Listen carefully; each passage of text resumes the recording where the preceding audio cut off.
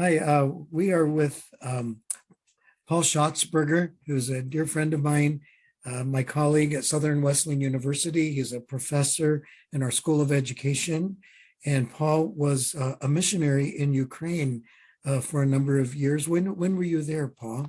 2002 to 2009. Okay, yeah.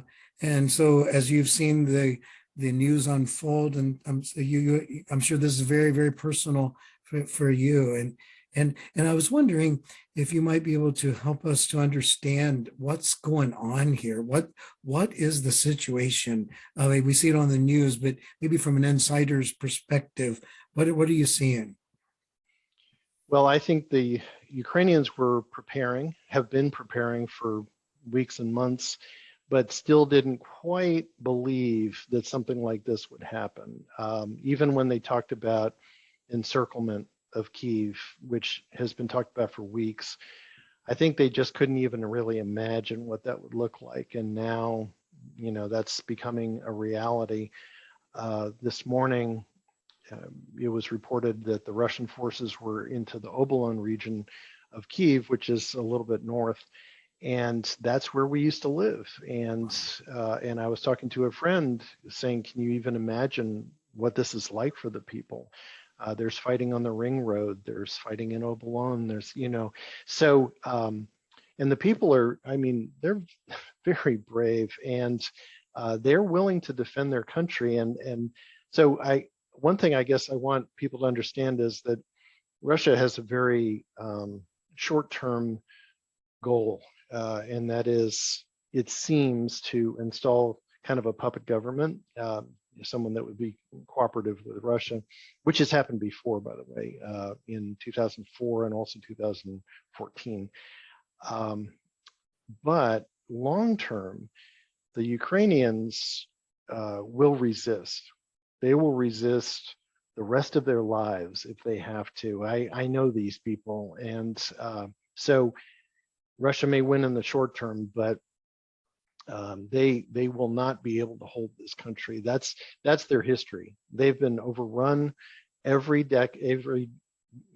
century for centuries, and they're used to this. They know what it means for someone to invade and to take over, but they have always persevered, and they've wound up being independent. And so I'm hopeful that way. But in the meantime, especially for the churches, we have a lot of refugees right now coming out of the conflict area, which is in the east, Lugansk and Donetsk. And a pastor friend of mine just posted that his church, which is just a little bit to the west of that, is going to be receiving 40 people this evening. And they have to house them, they have to feed them, and then they'll send them on their way because they're continuing on. A friend of mine said first thing, I mean, the first hour, she was headed out of town with her daughter, and they were going to go to where she's from in Western Ukraine. But it seems like Western Ukraine is under, some kind of threat as It well. seems like the whole country is. Yeah, they're Uh, surrounded, no question. Yeah, so will people be able to escape, or are they all locked in and they're not able to leave the country? Well, yesterday I know there was a lot of gridlock on the roads. Assuming that people can get out of, say, Kyiv, which is the capital, which is the largest city, then they ought to be able to make their way to the west. But the lines to get through to Poland, for example, are just huge. People have literally abandoned their cars and are walking across the border Wow. because it's taking 12 hours, or more to get through. Yeah. So the borders are open, and that's good news. Yeah. And so none of the EU countries have closed their borders to refugees, and that's really, really important. Yeah, that is Um, good. No, you said that you told me before we started recording, you had a map of the mhm. area. Could you show that to us? Yeah, so this was sent to me by a friend maybe an hour ago. And so the dark green, I mean, the whole middle there is Ukraine. Mhm. The light green is the Russian incursion into Ukraine. And so, literally you do see kind of that they're just surrounded. This is the conflict area. This has been going on for 8 years. Crimea was taken over 8 years ago. So that is considered by Russia to be Russian territory. This is the new incursion in the south. This is all new incursion in the north. And here is the capital. Okay, So so what do you have a you sense. predict what's going to happen? Say, I mean, can you predict what it's going to be, say in the next, I don't know, just say in the short term? Like, are they going to annex Ukraine, or what's going to happen?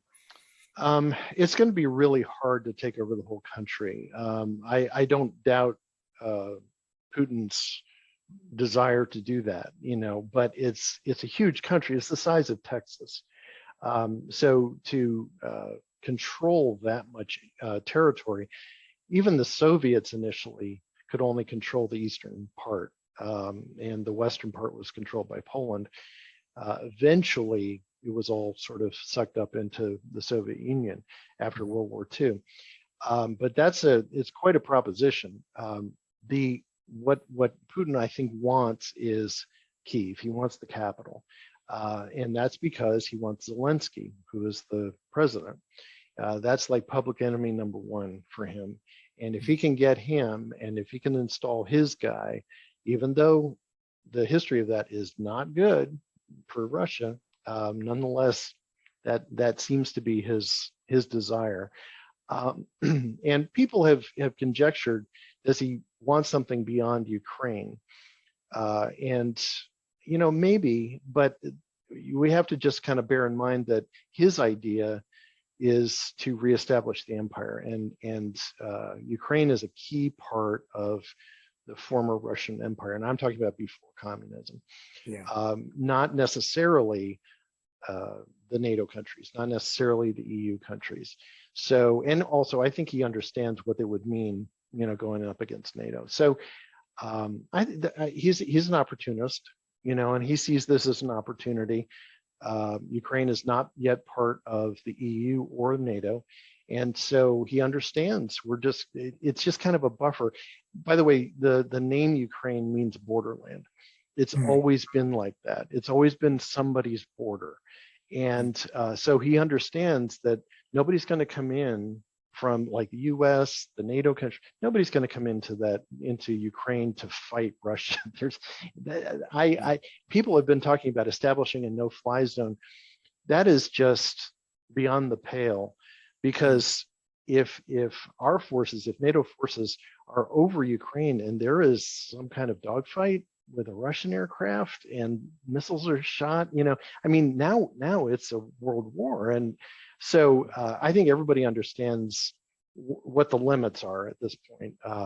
So I think for now, we're talking about Ukraine.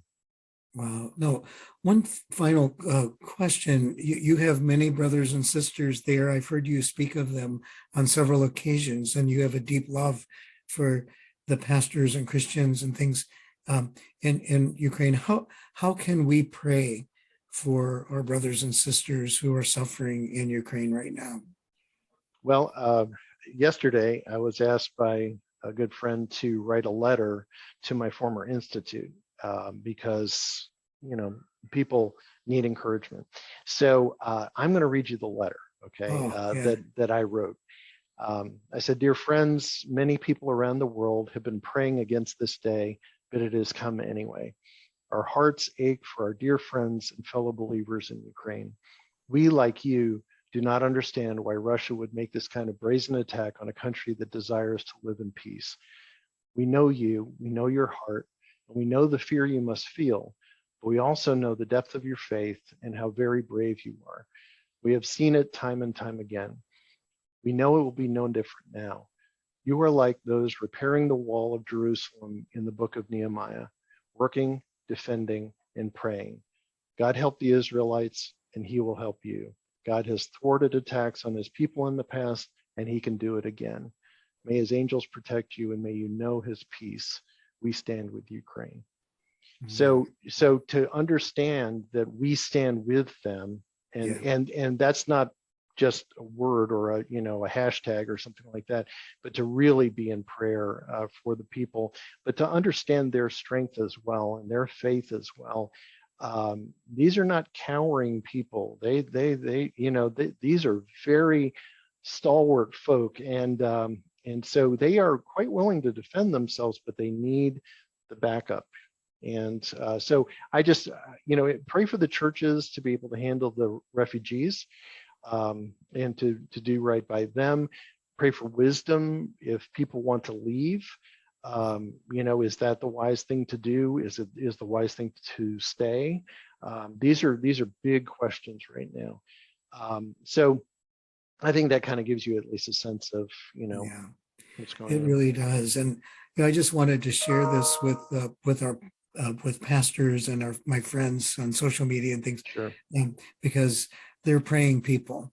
And I appreciate you taking time out of your busy life to do this with us. And thank you, Paul. God bless you as you continue on. We're going to lift them up, and God is still in charge. He's still on the throne, and we have to trust that he's going to work it out. And thank you for your beautiful letter. Your prayer is so true, and that's our prayer too. I appreciate it. Thank you very much. Thank you to everyone who was willing to stand with Ukraine and pray.